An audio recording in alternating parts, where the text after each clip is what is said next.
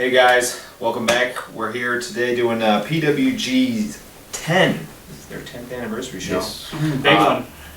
I'm here with my friend Alex. Justin, the Orange Dream. Oh, and I forgot, but I am Stars Studios champion. And he leaves on the ground disgraceful. Yeah, I don't respect our belt because I'm the bad guy. Or something. You can't be a heel, you're a ginger. Oh, yeah, I guess. well, that's like hand in hand. Yeah, I mean, come on. Oh, whatever. Anyway, who are you? Oh, I'm Noah. Okay. And I'm going to jump right into this. Alright. Let's get right to the first match. The opener was B-Boy, Candice, LeRae, and Willie Mack versus Joey Ryan, Pretty Peter Avalon. Yeah, Pretty Peter Avalon. Pretty Peter Avalon. Pretty Peter Avalon, and Ryan Taylor. Mm-hmm. What'd you think? This was a very fun match. Just everyone got their shit in. Everyone had some fun.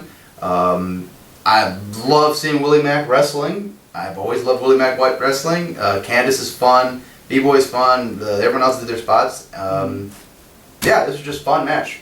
Yeah. Yeah, it was a good opener too. Yeah. I thought it was a perfect way to open the show. I like how they made fun of the fact that Candice, LeRae, and Joey Ryan have been having a never-ending feud. Yeah. They've just like made a joke out of it, basically.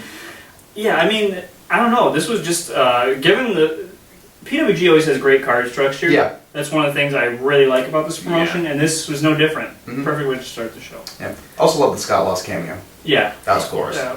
Took me a minute to figure out what was Yeah, happening. I was like, my turn just punched a fan. It's just like, Yeah. what the fuck? Yeah, and everything just went back to normal. Yeah.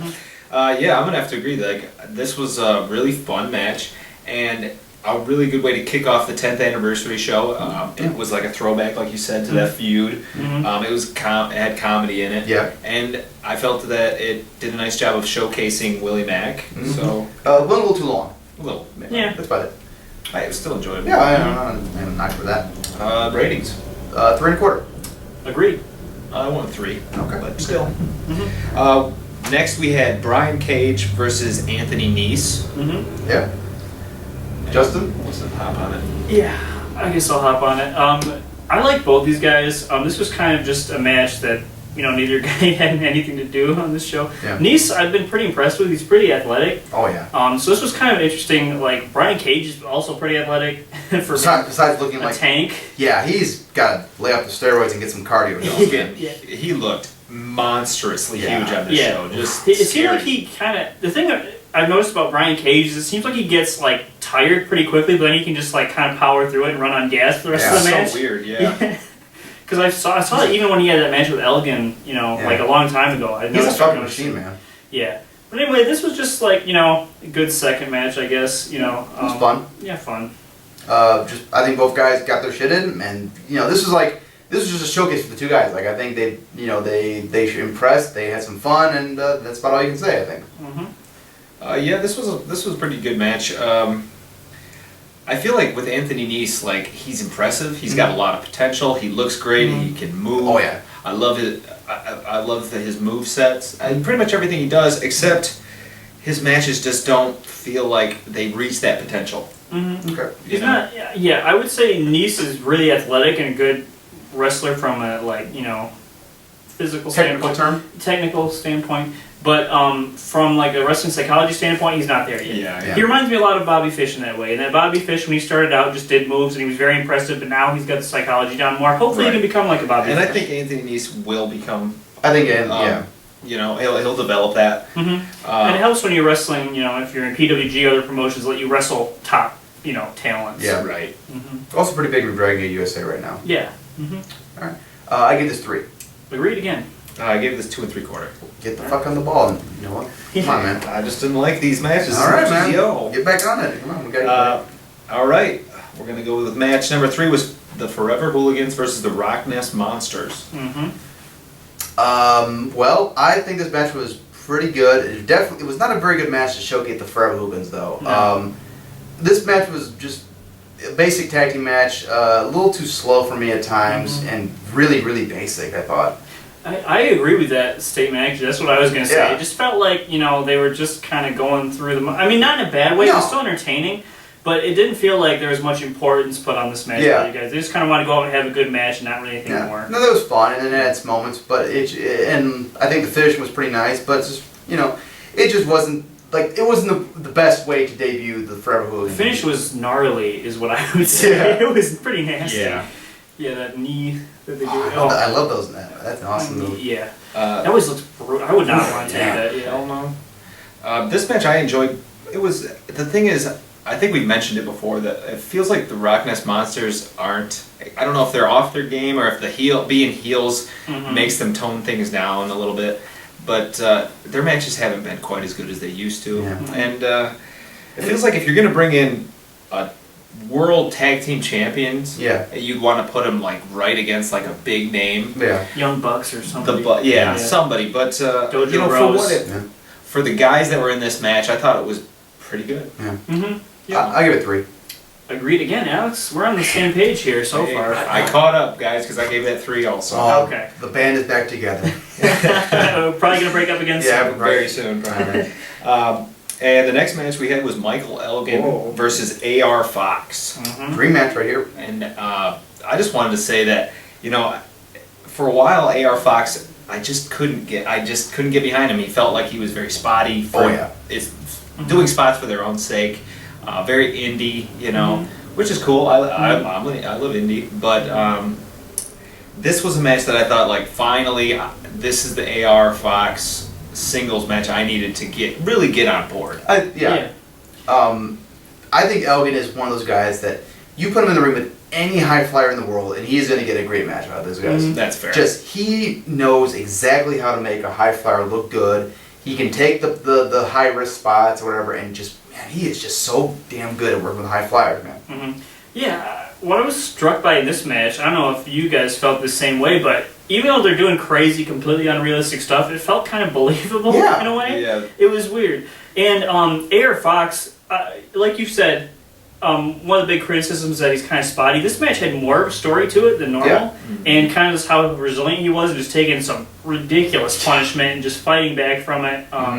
So it really built him up as a guy you can get behind, and of course, while still Elgin looking like a total badass. Yeah. This made both guys look really good. So I agree. Mission accomplished with this match. Yeah. Exactly. And the thing is, I felt like this is one of those matches where a lot of those spots made so much sense because Elgin is such a powerhouse, and the only way you're really going to beat him is if you just throw everything at him, your body, everything you got. You just got to throw your body at him, You got to take those high risk spots to get that, you know, the velocity. Yeah, you got, And also, it was just a lot of it was Elgin hitting nasty moves and Fox just refusing to go down. Yeah. It was a lot of it, so it made him look resilient and Yep, Elgin's really good at those type of matches. I went 4. 3 3/4, very good, very enjoyable. Alright. I went 3 3/4 also. Oh, I'm out of the band. Yep. I don't know. It's fun while it lasted. Maybe we could get back together for a reunion tour. Yeah. Next, we had a tag team match. It was Paul London and Brian Kendrick versus Chucky T and Johnny Gargano. Yes. Fist, but not fist. Yeah, they don't call themselves Fist anymore. No. Fist without the fist. Fist without. Okay. Just 5. 2/3 of Roman. Yeah, 2/3 of Roman. There you go. Alright. What'd you think about this one, Justin? I thought it was a fun match. It had a good pace and good action. I didn't think it was anything like really special. I thought it was kind of sloppy at times, but the action was definitely good. I thought it served as, I was just hoping for like a match like this really out of him. So one thing I really liked is like I liked that Chuck Taylor was kind of like the comedy guy in the match, and Johnny Gargano was just like straight up wrestling. You know. Yeah. So I think it served to show off both guys as like highlights. Like, was this the match that had them like starting the apron? No, this was the match they had. They started with chicken fight. Chicken fight. Oh yeah, chicken fight. Hysterical. God, you know, like. But the bump off that was brutal. Yeah. Like, oh God, that was sick. Yeah. And didn't he get like a holy shit chant or whatever? Like, Well, did you see? It was landing on his fucking head. Yeah, it lands on his head. But yeah, that's right. It was the first. It was the I love that spot. But I agree. I think that they incorporated a good amount of comedy in here. Yeah. And it helped the match. I don't know. I just feel like if you would have put anybody but Kendrick, it might have juiced it up. And not because Kendrick's bad, but I think that like London kind of needs that, like somebody else to give him a little nudge, you know. Yeah. Also, I felt the finish was kind of anticlimactic. It was just like that like throwing ace crusher they do. Yeah. And just like it was just like, oh, that's the finish. It's like, okay, Yeah, like, it just kind of happened. Yeah, like they never really established that as like their finisher, and it's like, oh, that's it was just kind of out of nowhere. It felt like. Yeah. But yeah, fun match. This one. I give it 3. I went 3 1/4. I also went 3 1/4. Okay. Next, we had. This is where the night really kicks into gear. my Yeah, it kicked into turbo. They went past Beast 10 went to mode. 11. Yeah. This goes to 11. Yes, it did. Next, we had T.J. Perkins Yeah. versus Kyle O'Reilly. Whew. Personally, when I saw this match on the card, I thought this is gonna be good. You Yeah. know, I know this is gonna be good. Both these guys can wrestle. They're both very good. Well, they're both phenomenal wrestlers. Yes. Yeah, it's just like I thought to myself, this is just gonna be a technical match, and it's gonna be fun. Right, and I felt like, with a lot of TJ's matches, you don't get a lot more than that. It's Yeah. a fun technical match, and that's what I thought I was gonna get. But wow, Oh my god. oh my goodness, this match delivered. This is the best TJ Perkins match I've ever seen. I don't know about that, but it's definitely in the upper. I mean, this was fantastic. This was one of the best. This match reminded me of 2006 ROH. Yeah. Mhm. I'm talking this because I feel like there's been a big gap where there hasn't been as much technical wrestling. And when I say that, it's not that there haven't been technical matches here and there, but I feel like a lot of times you'll watch a guy and he'll do the same technical spots in pretty much every match. Yeah. But in this match, it just felt like everything was newer, and they just went out there and wrestled each other. It Yeah. was crazy. Uh-huh. What do you remember what the phrase you used when you watched this match, whatever it was? It was you said it, You always remember these things and we don't. Yeah, you called it. This was like an impromptu wrestling match almost. It felt like it was like it was like just freestyle. Like it just like it was just like they just wrestled. They didn't like plan anything out. It was just watching two guys wrestle. And they This was the pace was ridiculous Oh my too. God, Just awesome. so Yeah. fast. Like especially Perkins in terms of the speed at which he can do like these crazy technical moves is just. I've never seen anyone do like some of the things he does as fast and as crisply as he does too. Like a lot of times when a guy goes too fast, it's looks sloppy. But he's got it down. I rarely ever see that guy botch. Yeah. And O'Reilly was, always brings the stiffness, nastiness. man. He's He out is. to hurt people. He has grown so goddamn good over the years. He's become one of my favorite indie guys, honestly. a lot of people say but I'll agree with him. He's next to Daniel Bryan. I don't know if he's the next. I call him the poor man's Danielson, which All is right. not an insult because being a poor man's Danielson is being a rich man's anybody else. So. Now, to me, I mean, I'm going to go out and say I think he's going to be the next indie guy.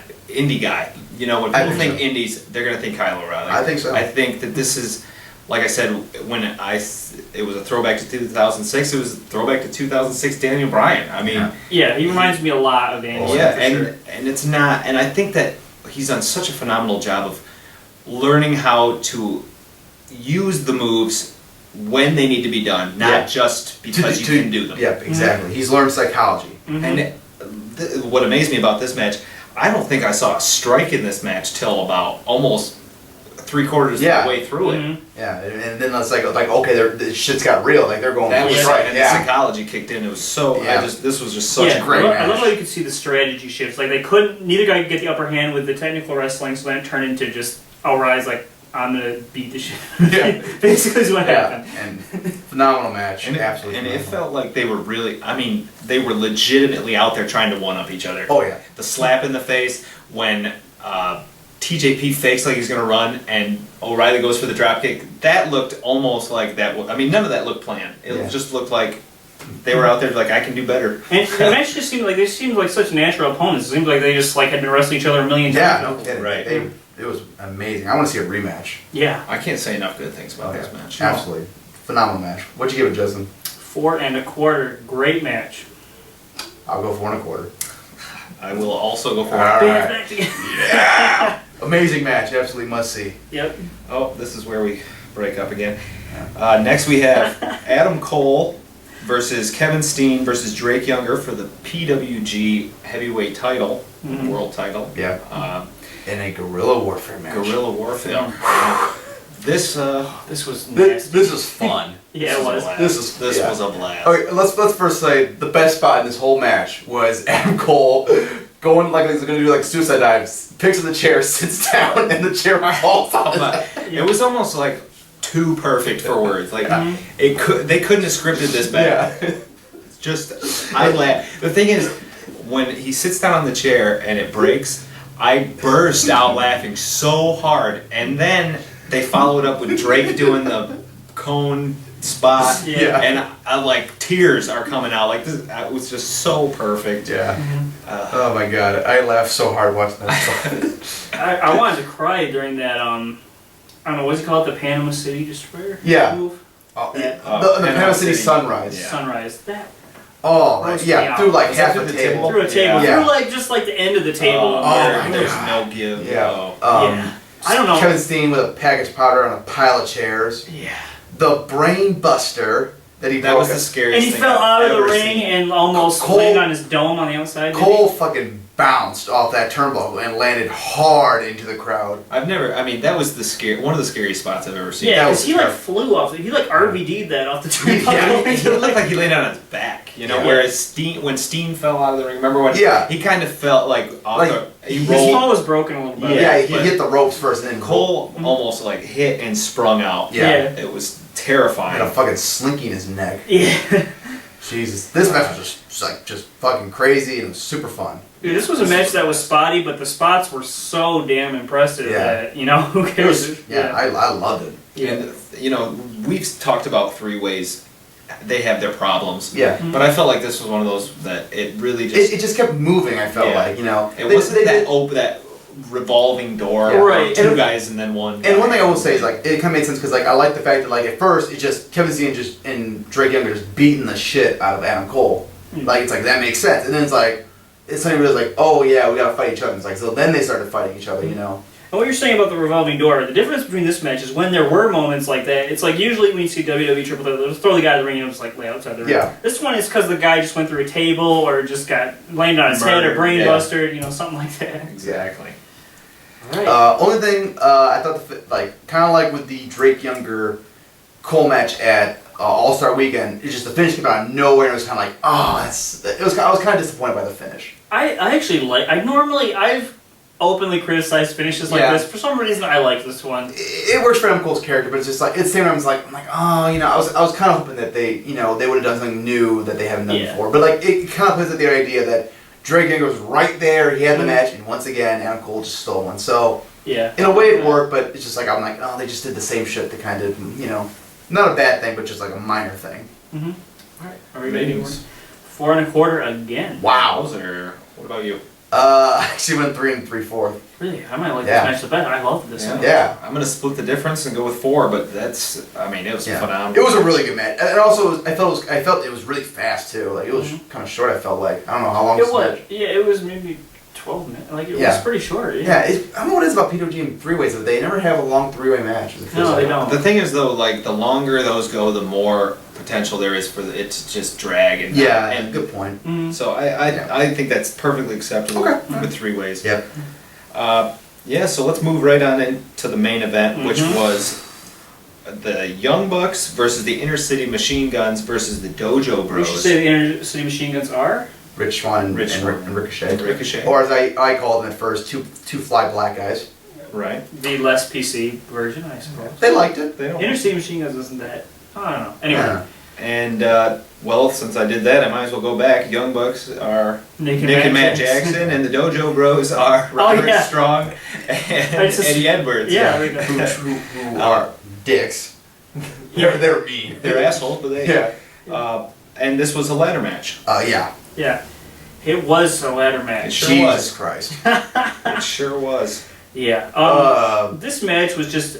It reminded me a lot of the Triple Threat ladder match they had last year, where it was just like. It seemed just like chaos, but like Yeah. controlled chaos. Yeah. Like, This one had less fear of death, I felt like, than the one but last it year. was still Still. there. Yeah, it was still there, but like, you know, last year it's like every fucking 5 minutes some guy's coming close to dying. This match, like, yeah, that happened too, but it's like, it was not nearly as bad, I felt like, as Uh-huh. last year's. But this match was it was- definitely had some crazy Oh my spots. god. But I will say this: I want to tell you my favorite spot of the entire match was the back rake. Yes. The most Okay. incredible thing First I've and ever foremost, seen. let's talk about, I think, who was they get the ladder out first? Was it the Young Bucks that get the I ladder? think it was. Yeah. Nick is up at the top, and who was he holding? Rich Swann, like, and like Yeah, Matt Swann. Jackson does his classic flips, whatever, and climbs up the ladder and does a back rake. and then jumps down and he's doing the guitar. Yeah. I thought that was just the greatest It thing. was genius. I still love when they pulled the ladder out and Excalibur's like, look how big that ladder is, and like, cause he's like, look how rusty and shitty it is. Like, it was a piece of shit ladder. Yeah, Steen on commentary is over Oh my gold, God, by the way. And when he lost his shit over Rich Swann acting like Black Jericho, he's like, yeah, come on, baby. And Excalibur's like, he's channeling Chris Jericho. Yeah, Steen just like can't even breathe for like 2 minutes. It was pretty funny, but Steen's laughter made it funny. The thing is though, like, and this is kind of a side note, but PWG's commentary makes their shows even better. Even if the wrestling was shit, I might consider watching it just for the commentary. Yeah, I've heard like some matches like that just have shit commentary, or even better because like the commentators just bitch the match out. Yeah, like that one Teddy Hart oven mitt. Yeah. Like that one. Anyway. Anyway. This match was just like, again, it was just like, this was fast paced, brutal, just so many nasty spots, innovative, not to the level of everyone played their role well. The Interesting Machine Guns were the flashy high flyers, the Young Bucks were the kind of the cheating assholes, and the DojoBros were the pricks. stiff. Yeah, don't give a fuck. Yeah. Frat boys. Yeah, Rich Swann doing the both chop really hard. God. Rich Swann doing like a diving DT and then fucking going through a ladder, or no, under a ladder, over the fence, or over the ring post. Just nuts. Rich Swann getting murdered by a powerbomb table spot. Oh yeah. That table obliterated. Yeah. Yeah. How? God, and then a double tombstone power driver off a ladder. Yeah. Jesus Christ. Yeah. I mean, the only negative thing I say about this match is the finish was kind of botchy finish. A little bit, but like, and I felt it was kind of like it didn't really have like a big built up. Like last year's had an awesome built up finish. Yeah, I mean they botched right before the finish, I guess. I can't remember exactly what. Yeah, whatever. But it was still fine. Yeah, but yeah, I would say this wasn't on the level of last year's by any means, but it was about as good of a follow up as you can get to that type of match. Yeah. But without like completely trying to murder each other, I think. Yeah. What would you give this? 4, easy. 4 1/4. I also went with 4 1/4. I did 3 straight 4 1/4. I loved this. The last 3 matches of the show. Well, I mean, I love the whole show. The whole show was great. Fantastic stuff. Well, since you loved it so much, what would you rate the entire show? 9.25. I loved it. Loved it. All right, that's a very big recommendation. I'll go a lot lower, actually, 8.5 out of 10. Really? Still I thought every match. Okay, my rationale is that every match was good, nothing below 2 3/4, and the last 3 matches just blew me. I might be marking out a little bit for the show. That's fine. Granted, but hey, it's PWG, man. Everyone marks up. There's no match of the year contenders or anything, but the last match was definitely bordering on 4.5. And the thing is, I mean, I would rather have 3 4 stars and above matches than 1 match of the year on a show. Yep. To me, this was a great, phenomenal show. I'm going to give it a 9. Wow, I rated PWG for once. Yeah, that's the first time that has ever. Don't worry, I overrated Pola maybe compared to most people. Not 9.2, I don't think. But that's for another episode. That's right. Friends. Well, that pretty much wraps it up for us here at Strong Style Studios. Thanks for tuning in. Do the Twitch thing and all that stuff. Support PWG. Yeah, support your local indie. Yeah. Or you're not local indie because it's PWG. Whatever. Support Buy wrestling. DVDs. Bye.